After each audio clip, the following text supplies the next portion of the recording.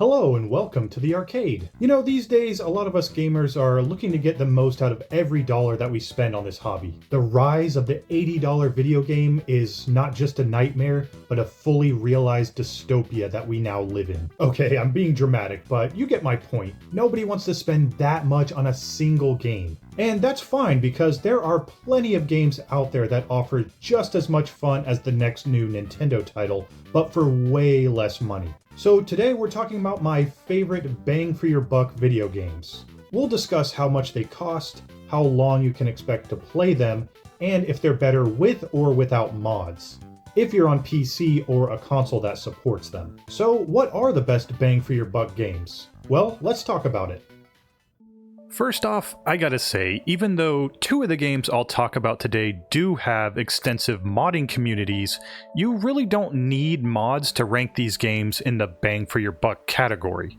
They have plenty of content in their vanilla versions to keep you going for as long as you want. That being said, here are the first 5 games that offer the best bang for your buck value without mods. Number 1, Stardew Valley. Everyone knows what Stardew Valley is, but just in case you forgot, it's a solo-developed indie bestseller reminiscent of Super Nintendo games like Harvest Moon. You play as a humble farmer who inherits a farmland in Pelican Town from your grandpa. From the moment you arrive, the game gives you choices. What kind of farm you choose, what you want to grow, who you want to befriend or romance, who you want to be. It's just endless replayability. You really get to decide the pace and purpose of your own adventure. And really, it's not just the farming. There's also the community center, Joja Mart, the mines, the Skull Cavern, Ginger Island, and so much more. The world opens up as you play, layer by layer, and each new discovery feels like its own reward. In total, you'll spend, like $15 on this game, and according to howlongtobeat.com, it can take you 168 hours to complete the game. But even that number feels arbitrary. Of course, a farmer's work is never done in Stardew Valley, not until you want it to be. You can keep going with one farm for as long as you want, or start over and make a brand new one. Focus on crops, animals, mining, or fishing only. The game lets you shape your experience however you want. Number 2, Monster Hunter Generations Ultimate. First of all, I want to say welcome to all of the new Monster Hunter fans that were pulled into this series from the latest entry, Monster Hunter Wilds. And I'm sorry, but Monster Hunter Generations Ultimate is nothing like Wilds. However, it is a fantastic game, and one that retains all of the greatest elements of old school Monster Hunter, with enough quality of life improvements to not scare away newcomers to the series. It's tough, it's crunchy, and it's deeply satisfying once it clicks. I may be a little too hung up on this, but I think the title of this game may be what puts some people off. Monster Hunter Generations Ultimate doesn't exactly scream "start here." People are more likely to jump into something that really has its own identity, something like Monster Hunter World. But in truth, Generations Ultimate is more like a greatest hits collection of the Monster Hunter series as a whole. It brings together monsters, maps, mechanics, and features from across the franchise's history, giving you a rich and expansive experience that's unlike any other game in the series. There's hundreds of monsters, thousands of ways to customize your character, whether that's with different armor sets, weapon types, or unique hunting styles. It's a game that rewards mastery and experimentation, and it'll keep you coming back for just one more hunt.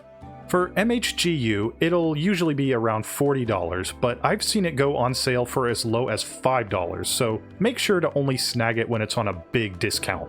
According to howlongtobeat.com, the main story is around 79 hours, but the total amount of hours of content in the game comes out to over 800.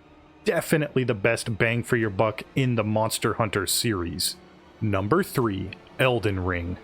What can I even say about Elden Ring that hasn't already been said? It's one of the greatest games of all time, even though it's still basically brand new. It defined this generation of video games, broke out into the mainstream, and instantly became a new franchise, already having sold over 20 million copies and having a movie adaptation greenlit. And beyond all the accolades, Elden Ring is just massive. And it's also one of the most replayable games you could ever imagine. With the vast diversity and variety of builds, enemies, locations, bosses, and even endings, you could spend hundreds of hours playing this game half a dozen different ways. It's a game that practically reinvents itself every time you pick it up. Heck, even just my first playthrough was over 80 hours, and that's not even exploring like 1/5 of what this game offers. There are whole regions you could miss, storylines you might never uncover, and weapons you won't even touch depending on your build. Whether you're a spell-slinging sorcerer, a dual katana maniac, or a hulking tank with a giant hammer, the game supports it all and makes each playthrough feel like a brand new experience. Elden Ring still costs about $60, but it goes on sale on Steam for sometimes as low as $35. If you want to play it on console though, you can probably just buy a used copy on eBay for even lower. So I mentioned my first playthrough of the game was over 80 hours, but a typical one might be a little shorter, around 60 or so, but if you really get into it, you can expect closer to 200 hours if you play through the game on a new save with a new character just a couple more times after your main one. And that's not even to mention the New Game Plus as well, which I've done on my main save like 6 times now. Number 4. Trackmania Nations Forever. What's a better bang for your buck than free, huh? Nothing, that's what. And Trackmania Nations Forever is free. That's right, free and not pay to win. No DLC, no microtransactions, just plain old free. It's kind of wild, honestly.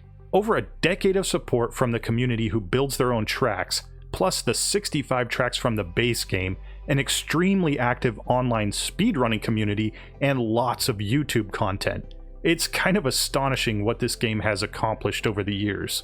It's built a legacy off of passion and precision.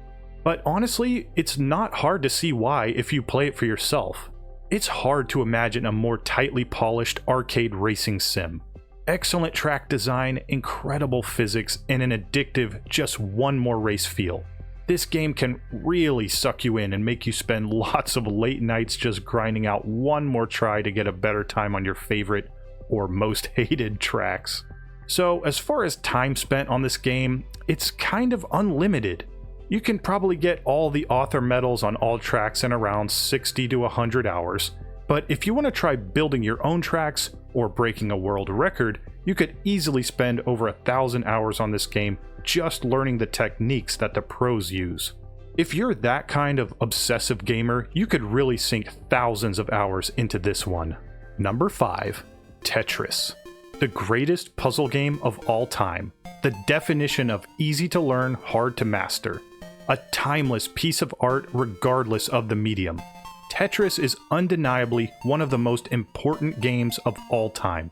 How many games can you think of that have lasted over 40 years with barely any changes to their gameplay that are still fun?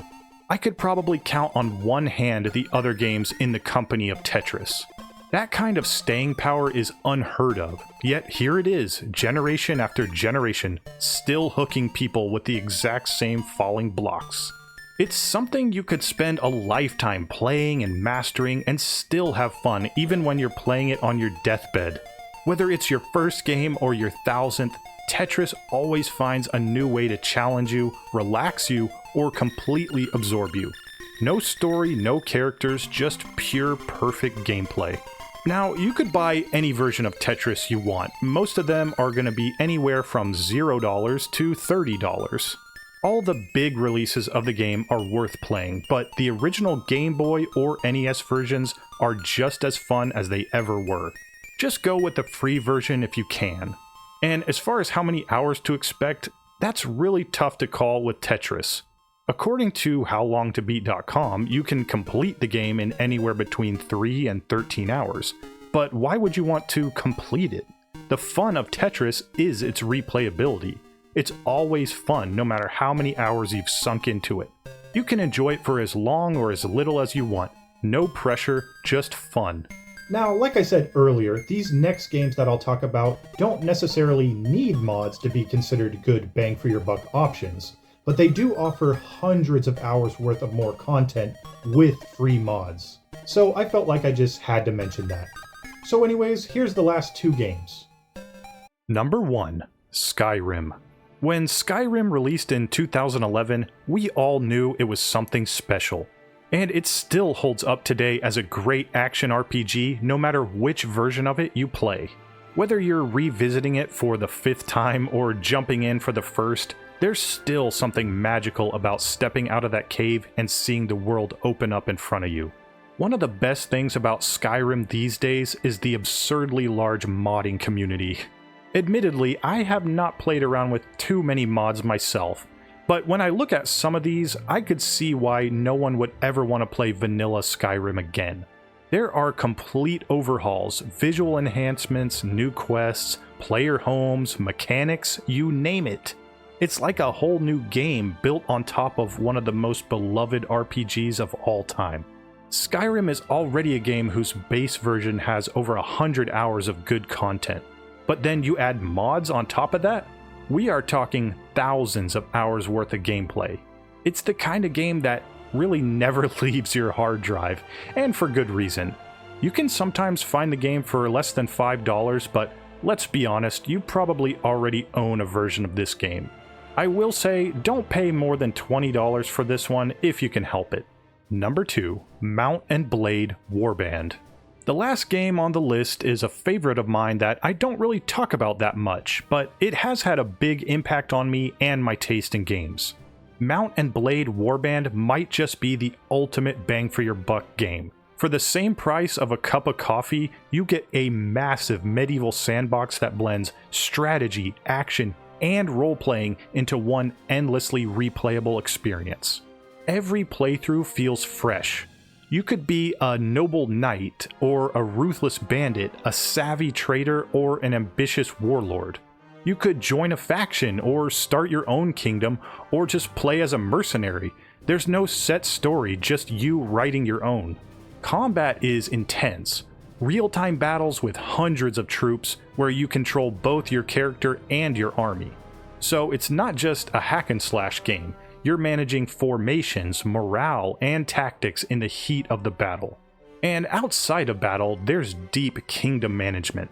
Trade, build businesses, collect taxes, garrison towns, and shape the political landscape however you want.